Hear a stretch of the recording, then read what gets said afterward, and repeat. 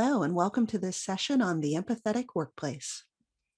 I'm Catherine Manning. I'm the author of the book, The Empathetic Workplace: 5 Steps to a Compassionate, Calm, and Confident Response to Trauma on the Job. I'm also an attorney with more than 25 years' experience on issues of trauma and victimization. I spent 15 years at the U.S. Department of Justice, where I guided the department through its response to victims in cases like Bernie Madoff, the Boston Marathon bombing, the Pulse nightclub shooting, and the federal case against U.S. Olympics gymnastics team doctor Larry Nassar. Now president of Blackbird, I advise organizations on working with employees, coworkers, and clients during times of trauma. We've certainly seen a lot of them lately. There are currently more than 109 million cases of the coronavirus worldwide, with nearly 2.5 million deaths. In 2020, the global economy shrank 4.4%, the worst decline since the Great Depression. 1 in 4 American adults have had trouble paying their bills since the coronavirus started. And 4 in 10 say that either they or someone in their household has lost their job due to COVID. Following horrific instances of institutional racism, there were months of protests across the U.S. this summer. Wildfires destroyed thousands of acres of forest across the globe. And then in January, we saw the U.S. Capitol overrun by those seeking to overturn the election. It's been a really hard year. People are isolated, overwhelmed, and exhausted. In addition, we've lost many of the ceremonies that would normally allow us to come together so that we could mark change, celebrate, and even grieve together. It's no surprise that trauma is on the rise globally. In 2019, 1 in 12 American adults reported that they had symptoms of an anxiety disorder. Just a year later, in 2020, that number was up to 1 in 3. In addition, rates of depression have tripled during the pandemic. More than half of Americans believe the pandemic is taking a toll on their mental health. And if you look only at African Americans, that number climbs to 68%, more than 2/3. Of course, it's not only African Americans whose mental health has been affected. We've seen more than 2,500 reports of hate crimes against Asian Americans just from March to September of 2020. This increase in trauma affects us all. It affects us in our homes, in our communities, and it affects us at work. Poor mental health and stress can affect our job performance, our productivity, our engagement with our work, our communication with our coworkers. Some of you are probably very familiar with that. It affects our physical capability and our daily functioning. Even if you look only at depression, depression interferes with our ability to complete physical job tasks by about a fifth and reduces our cognitive performance by more than a third. Trauma is really the air we've been breathing in this past year. It's affected us on a global scale with the pandemic and political uprisings. It's affected us on an organizational level, as it's affected the way that we do our jobs and the way that we can interact with each other. And it has affected us in very real personal terms in our homes as we're suddenly managing homeschooling kids and concerns about our own health and the health of those we love. So it's clear that we are currently in a time of crisis, right, as a world. And here's the thing. The way that we lead our organizations through this time of crisis will reverberate within our organizations for a very long time to come. That's partly because of something called institutional betrayal. Just to make sure you understand what that means, let me explain a little bit about institutional betrayal. I like to explain it by kind of walking through a few steps. So first, imagine a hypothetical situation where you have a child who's being abused by a parent. There will obviously be a physical injury because of that abuse, maybe some bruises, something like that. But then on top of that, there's a psychological injury that comes from the fact that the child has been harmed by somebody that the child looked to for support and protection, right? The parent. that psychological injury can linger far longer, long after those bruises have faded, that psychological injury can remain. Okay, next, imagine a college student who is assaulted on campus. There will obviously be an injury associated with that assault, but then imagine she goes to her Title IX officer at her school, and instead of being supportive, the Title IX officer doesn't believe her or sort of implies that it was her fault. There again, obviously, will be the injury from the assault itself, but then there's a second injury on top of that that comes from the fact that this institution she went to, in the person of the Title IX officer, has not supported her and, in fact, has betrayed her trust. And for some survivors, they've said that for them, that second injury was even worse than the first because they'll say, I knew that guy was a jerk, but I thought my college would stand by me. And so when we are going through some sort of time of crisis, we look to our leaders to support us. And when instead those leaders either, don't give us consistent information or create policies or rules that make us feel like we're being put at risk, that can create a breach of trust. And that breach of trust can linger for a very long time. That can last long after we've gotten past the coronavirus. That breach of trust can continue to hurt our organizations. Now, the flip side of this is the concept of psychological safety. So if you're not familiar with it, Google did a study a few years ago where they were looking at what makes healthy teams. And they, because they're Google and they can study everything under the sun, they looked at all different formulations of teams. And they said, okay, well, is it better to have a team where everybody has a similar background or a different background, or a team where you have one strong leader or a lot of strong leaders or no strong leaders, teams where people socialize outside of work and when they don't. And with all of this study, they couldn't find any through line. There was no common denominator that made clear why some teams were more healthy and productive than others. And then finally, they hit upon this concept of psychological safety. Psychological safety means, do you feel comfortable saying, I don't know the answer to this, or I think I messed up, or I'm having a really hard time right now and I need help? What the Google study found is that when a team has psychological safety, it is infinitely more productive, creative. It's a healthier, stronger team. Um, and further, it found that one of the best ways to build psychological safety on a team is when a team is able to, team members are able to support each other through a challenging time.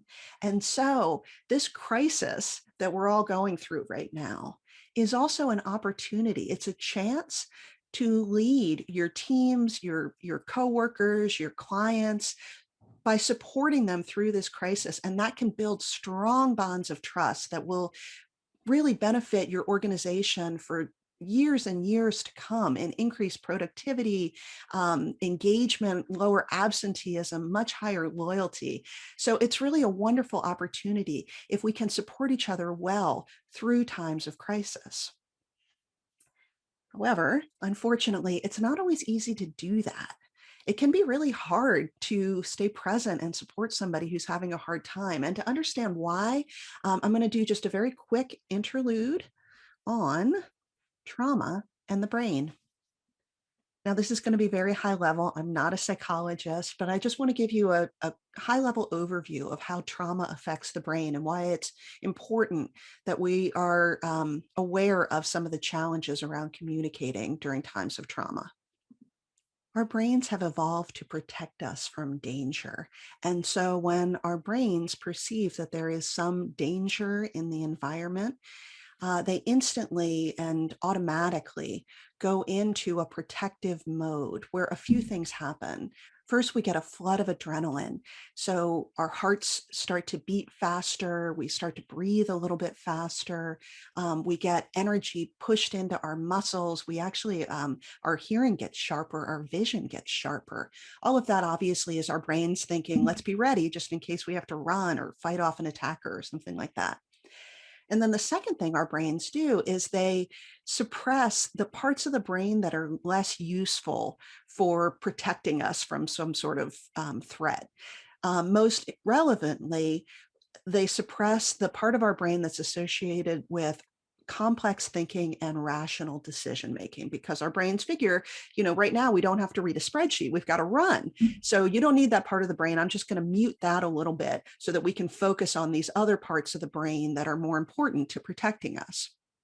So if somebody is going through a traumatic experience, they may be having that sort of trauma response in their brain. Okay, so you'll see some jitteriness, fidgeting, maybe hard to sit still. And then also it becomes harder to explain yourself, harder to think through complicated things, harder to make decisions. That can happen in an instant, a particular moment of trauma. Also, though, it can happen over time. If we are experiencing days and weeks and months of a traumatic experience, we can get a little bit stuck in that mode. And so we get what sometimes people refer to as brain fog, where I can't remember things. My brain isn't working at the same level I expect it to. That can be because of a longer term trauma response. So that was the first part I wanted you to understand about trauma in the brain. For the second part, I'm going to need a little bit of help from this guy. Isn't he cute? Now, when you saw him, did you smile? I always do. It's a common thing, right? And it's because we are hardwired for empathy. Feelings are contagious. If I'm at a party and I see somebody across the way laughing really hard, I might smile or even start to laugh myself, even if I have no idea what they're laughing about. Similarly, say I'm sitting at home and I'm watching a football game and somebody gets hit really, really hard. What do? I wince, right? I can feel that hit, even though I'm just sitting quietly eating popcorn on my couch.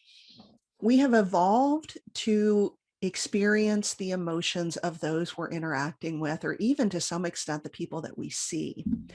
When it's somebody who's laughing really hard or happy, that's a wonderful thing. Obviously, though, it can be challenging when the person we're interacting with is having a trauma response. So you can be having a perfectly fine day, and then somebody calls you who is very, very elevated, angry, upset, and suddenly you'll start to feel your heart race a little bit. That's you catching their trauma response. And how does it affect us? It affects us the same way it does them, right? So we get that flood of adrenaline and we get a little bit of suppression of our rational thought. And that's where some problems can happen, right? We have a hard time formulating what is a good response to this person right now because our brains aren't really acting at full capacity.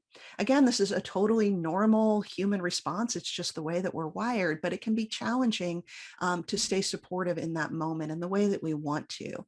And so that's why it's important that we think through how we are interacting with people during trauma with an understanding of how trauma affects the brain. So just a quick sum up, what do we know so far? We know that we are living in a time when trauma is all around us and that mental health challenges are on the rise in our homes, our communities, and at work. We know that it's really important how organizations navigate times of crisis because an unsupportive response breaches trust, while a supportive response builds long-lasting trust, which leads to increased productivity, loyalty, good communication, better citizenship behaviors, really just fantastic results across the board when we can build good trust through supporting each other through challenging times. Either way, whether we do it well or poorly, the effect is going to last for years to come. And then finally, we know that it's not always easy to have a good response to a traumatic situation because of the way that we're wired. Now, remember that my own background is in working with victims. So I've spent my entire adult life thinking through how to support people through challenging times. Our focus here is on the situation when an employee or a coworker or a client comes to you in a moment of trauma where they're coming to you for assistance with something that's challenging for them.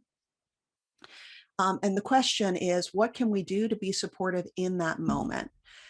I have distilled it down for you to just 5 steps, 5 things that we need to do. And because I was a government lawyer for so many years, I've even come up with an acronym for you because we love acronyms in the federal government. The acronym is the word LASER, and the steps are listen, acknowledge, share, empower, and return. So I'm going to go through those with you now. The first step of the laser technique, and I really think it's the most important one, is listen. If we can do nothing else, just listening in an open and supportive way will do tremendous things toward helping somebody who is in trauma get onto the path to healing. But let me give you just a little bit of advice on active listening. As I mentioned earlier, I've written a whole book on this topic, and there's a lot more in the book on what we can do to be good active listeners. But here's just a few tips that I think will get you on the way. First off, ask open-ended questions. Listening means more than just sitting there mute and letting the person talk. When we do that, people often get a little uncomfortable and they think maybe this person doesn't want to hear me. Am I babbling? I should probably just wind it up. And so when we ask questions, we show that we're interested, and we give them encouragement to keep going. So open-ended questions are questions that don't readily yield a yes or no response. So things like who, what, where, when are all good open-ended questions. I would generally advise staying away from why questions. Why did you do that? Why did you go there? Because those can come across as blaming, even if we don't mean to. It's so often that somebody who is going through something traumatic is already kind of blaming themselves. They think I should have done something different or better. And so even if we have no intention of blaming them, they can hear it that way. So that's why I say it's better to just stick with those who, what, where, when. What happened next? Tell me more kinds of questions. Next, keep an eye on your body language. Because we're having that that traumatic brain response, we can get a little bit of that adrenaline coursing through our body, which can cause us to adopt a more defensive stance, with our arms crossed, sometimes hunched over. Sometimes literally people will even just turn away from the person who's talking. This is, again, just our brains trying to protect us from what it perceives as danger. But it's not helpful to the person who's trying to share something with us, because it shows them, what they perceive it as is, you don't want to listen to me. You don't want to hear this story. So what we should do is just, occasionally during the conversation, keep an eye on our body language. Am I still facing this person fully? Am I maintaining eye contact? Are my shoulders hunched? Can I lower them? What can I do to keep an open and kind of neutral body stance? This will do a couple of things. One, it kind of calms you down if you can lower your shoulders, take a deep breath. That'll help you stay more relaxed. But the other thing that's kind of amazing is we tend to mirror the body posture of the people that we're talking to. And so it's possible that the person who is experiencing this traumatic event will catch some of your more relaxed body posture. They'll lower their shoulders and start to calm down as well. So it'll just lower the temperature of the conversation overall. It's really fantastic. And then the final thing I want to talk about is what I call looping, which really, it feels almost like a trick. What you're doing is just literally repeating back the words that the person said to you. So the person says, I'm just so angry about the way David spoke to me. And you say, gosh, it sounds like you're really angry about the way David spoke to you. It sounds like a trick, right? Like you're just mimicking the person. But in my experience, the response I get is almost always a very relieved, like, yes, thank you. Yes, somebody finally understands what I'm saying. I think so often people are eager to talk past somebody, and it's hard to get heard. And so when we repeat back what they've said, we both show that we're listening and that we're not kind of changing the meaning of the word. So, if they say, for instance, if they use the word angry, you shouldn't say frustrated, because frustrated is a little bit different than angry. So, it sounds like you're really angry. And that can be a huge relief to somebody in trauma to know that you are listening and validating what they're saying. The next thing on listening is just some tips on how to control your own response when you're hearing a difficult story. Sometimes what we're hearing can be really challenging for us. Maybe it's a really sad story, it's a hard story, or maybe the person is very angry and that's making us uncomfortable. Maybe they're really sad, maybe they're going to cry, and we get uncomfortable with that. So there's just a few things we can do to just maintain our own composure during a difficult conversation. So, first off, just breathe, take a deep breath. Often we realize partway through, oh gosh, I don't think I've taken a breath in about 30 seconds or a minute, and maybe I need to take a nice, slow, deep breath. Just try to keep your breathing throughout. It really will help so much with maintaining calm. Second, acknowledge your feelings if you need to. You can say, "Gosh, this is really hard to hear. I'm really upset for you. This sounds awful."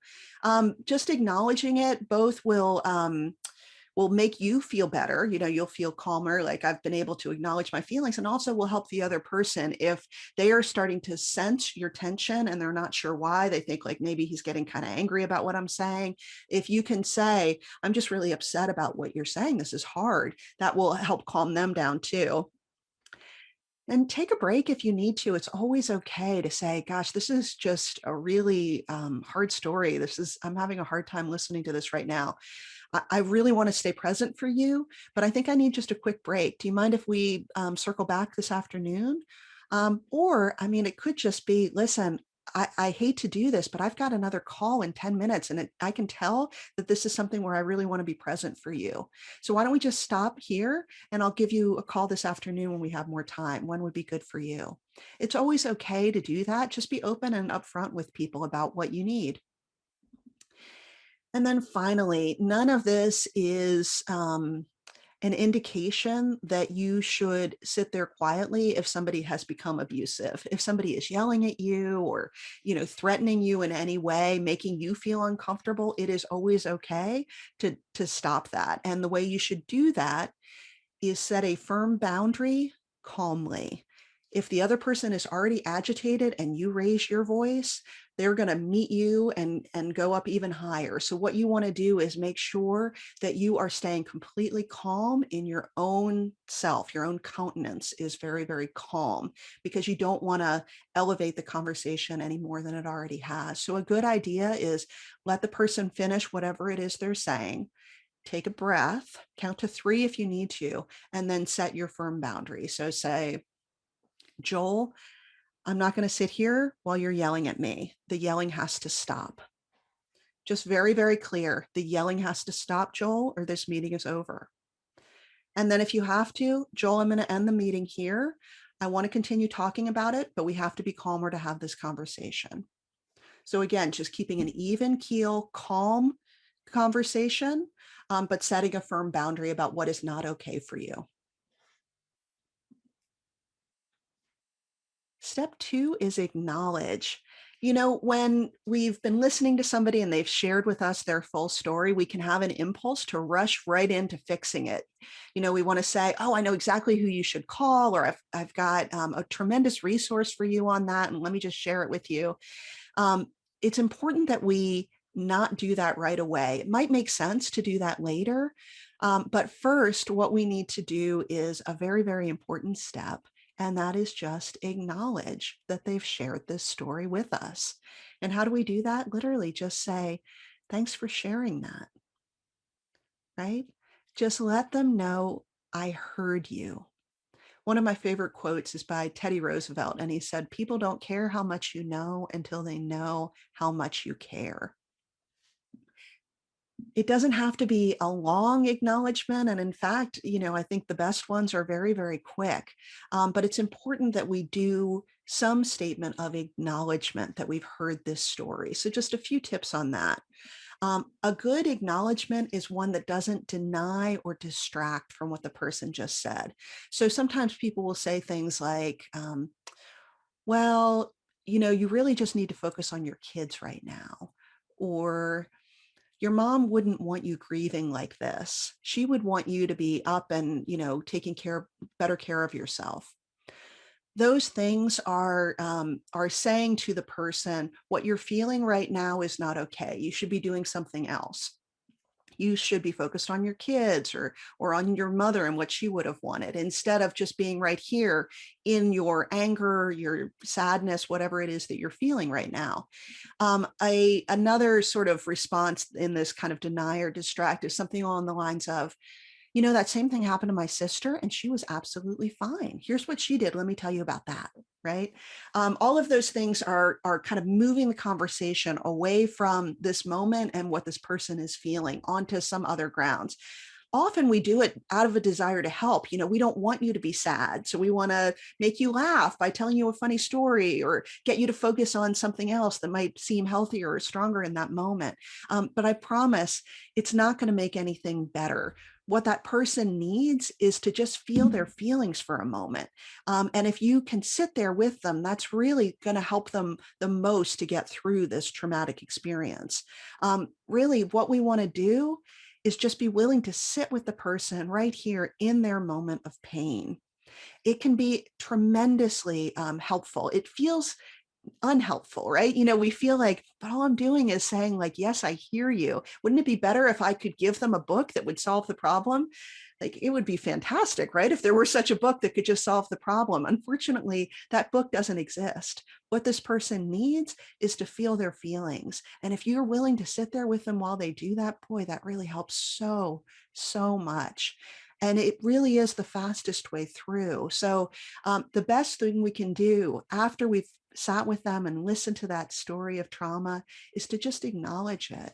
Thanks for sharing that. That sounds awful. Or that sounds really scary. That sounds hard. Our goal is to show that it's okay that they shared this story with us and that we aren't afraid of it. Step 3 of the laser process is share. One of the hardest things about being a victim is the loss of control. You are driving home from work and you get hit by a drunk driver and you spend the next 6 weeks in the hospital. You didn't do anything wrong, right? Or you were a victim of fraud and you've lost your life savings and now you have to figure out how to take care of yourself. Again, it was something beyond your control. You had no power over it, and yet you're the one suffering the consequences. The coronavirus, right? Another great example. No, none of us wanted this, and yet here it is, and it's affecting us every day of our lives. One of the hardest things about being in a crisis situation or a trauma situation is that we had no control over it. So in this step, this third step of laser, we're giving them back some power. So how do we do that? We share information with them. What do we share? Well, if we have some facts about the situation, that's a great thing to share.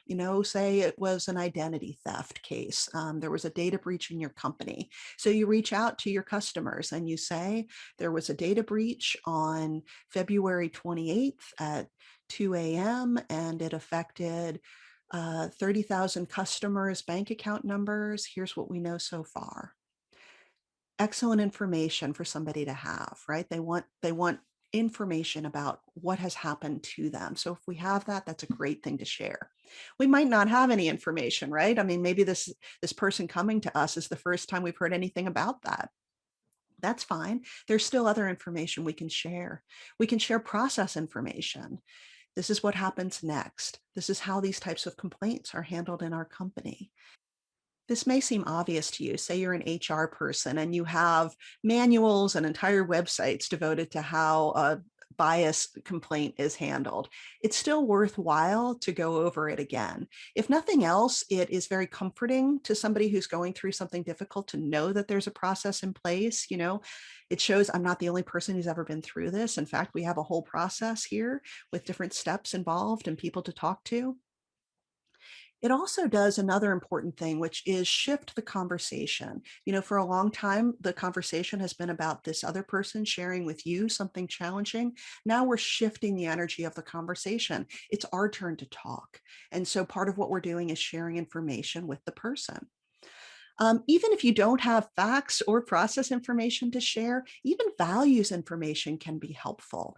So by values, I mean your organization's values. Like we are a school that has a strong anti-bullying policy. We do not stand for harassment in this workplace. Those kinds of statements, those value setting statements can be very, very helpful to somebody who is going through a traumatic experience. Even personal values can be helpful. It's really important to me that we support our team members during this time. Those kinds of statements can be helpful as well. And then finally, it may be counterintuitive, but even sharing what you don't know can be helpful. Because it shows that you're not hiding anything. I don't know what the process is.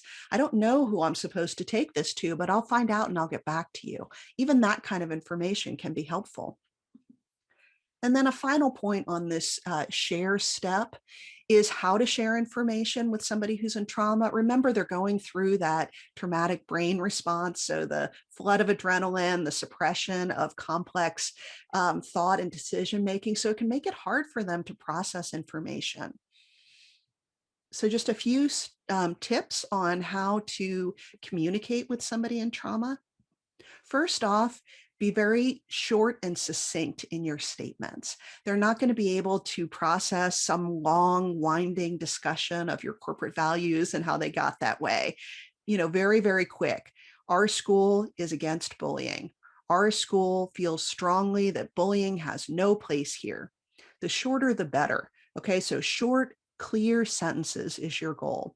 Second, repeat things. If it's something important, I'll say it 3 times in 3 different ways. You can say it at the beginning, and then again a little bit later, and then a third time right before you end, especially if it's something important for them to remember, like a contact information, some contact information for a person that they're supposed to reach out to. Look for a few different ways to say it.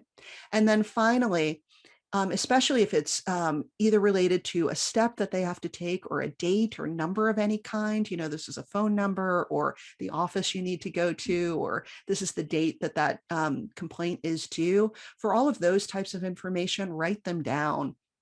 Either hand it to them in writing in that moment or follow up with an email, because it's very, very difficult for them to retain that kind of information in that moment of trauma. Even if they seem like, yes, I've got it, they're taking notes, still follow up with it in writing. Step number 4 of the laser process is empower. And I think this step is really as important for us as it is for the person in trauma.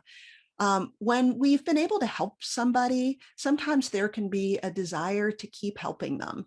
We see somebody who is struggling and we want to do everything we can for them. And that's a really wonderful impulse.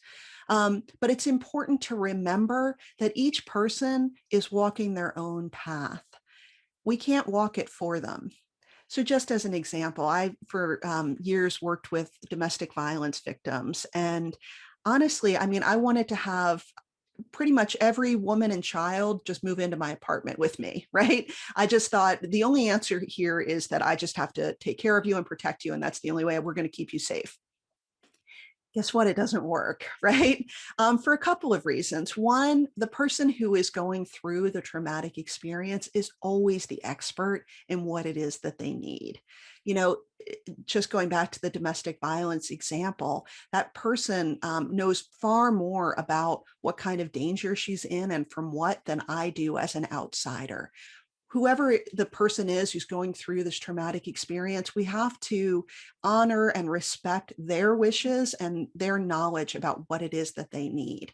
So just ask, what can I do? How can I help? What do you need? And then we can do what we can to give them the tools to help them heal, to get to where they need to next on their journey. So the goal here, and this is why I chose this image for this slide, you want them to wear the cape, not you, right? Our goal here is not to try to be superheroes and I'm going to make sure that you're okay. And I'm going to, call that counselor for you and set up a meeting and drive you to that appointment. We don't want any of that. You just want to hand off the resource and let them take next steps on their own. But what can be helpful is to know some resources. So just a few examples. If you work with people, there are some things that you should know. Do you know right now who you would call if somebody said, there's a really weird package in the mailroom? Or my ex-husband keeps hanging around outside the office and I'm a little scared. Do you know right now who you would call? And if you don't, it's probably a good idea to find that out very, very quickly and just have it handy. Put it in your phone. Your security officer, your building's security officer, make sure you know how to get a hold of them, because when something comes up, you don't want to have to spend the time looking it up then. So just keep it handy. In addition, know what your office's counseling resources are, particularly if you're a manager. Just understand, do you have access to some sort of counseling resources for your team? And it's a good idea to talk about them, even if nobody has come to you with any challenges. At your next team meeting, you can even use this session as a rationale for it. You can say, hey, everybody, I recently attended a training on trauma in the workplace. And one of the things that came up was just talking about our mental health resources. And I wanted to make sure everybody knows we've got this tremendous EAP, and they are free and confidential. And here's how to get in touch with them. You can even have them come and do a session, maybe a lunchtime session for your team. So know about security options, counseling options, and then of course, flexible work options. This is another thing that can be the difference between people being able to continue work and not. I knew a woman years ago who was an attorney and an expert in her field, very highly regarded and relied upon. And she developed breast cancer, and she had to go through chemotherapy 1 day a week for 12 weeks. The chemotherapy place was near her home. And after she attended the morning chemo sessions, she would be really tired. And so she asked her boss if it would be okay if she just teleworked that 1 day a week after her chemo. And he said no.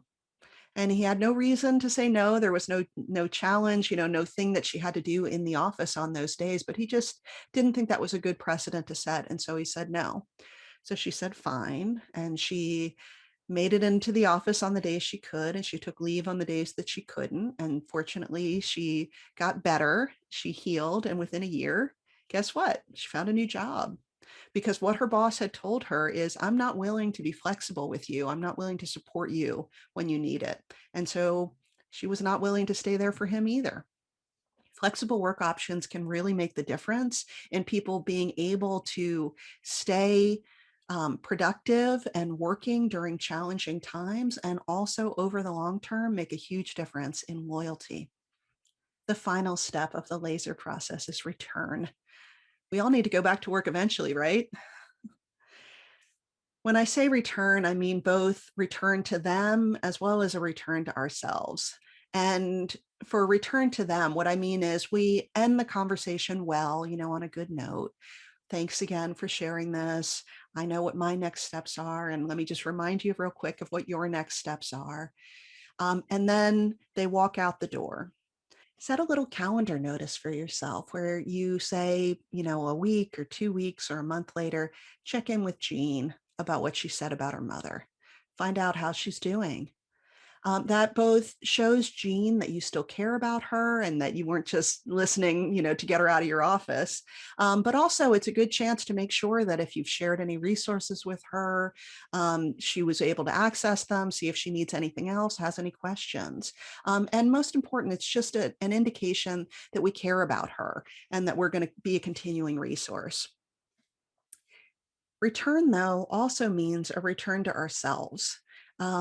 And it's important to recognize that hearing stories of trauma has an effect on us. So what we need to do is recognize some of the signs of compassion fatigue.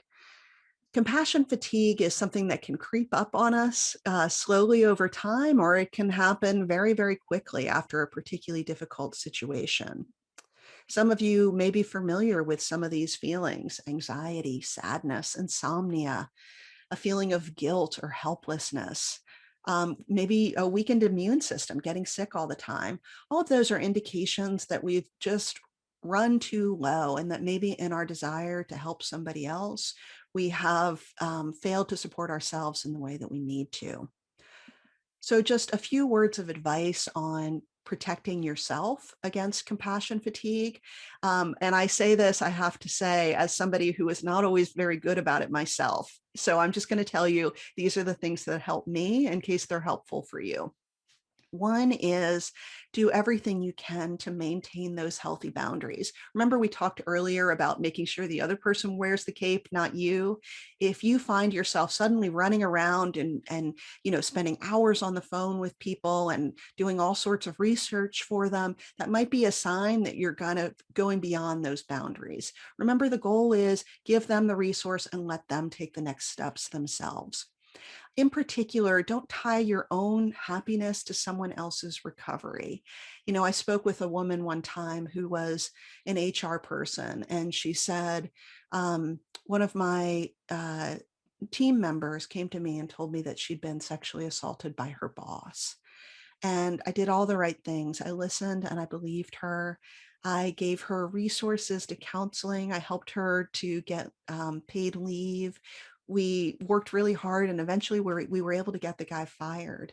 But despite all of that, this woman she just kind of slipped away. She started missing more and more work. She put on a lot of weight. She got really depressed. What else should I have done? And unfortunately, what I had to say was, there's nothing else you could have done, right? You've done what you can. And at some point, you have to recognize that this is her path to walk, not yours. One thing that helps me is to remember that where this person is today, this moment is not where she's going to be in a month or a year or 5 years. And if we try too hard to interrupt her process by, I'm going to just go over to her house and I'm going to get her out, I'm going to make sure she's walking, at least a mile a day or whatever it is.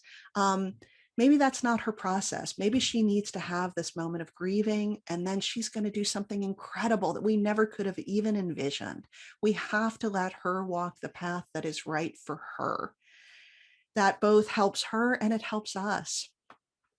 And then finally, it's important that we make self-care a routine, like a daily habit. For me, I do just 5 minutes of yoga and 5 minutes of meditation every day after my shower, right? So it is like brushing my teeth. It is just something I do.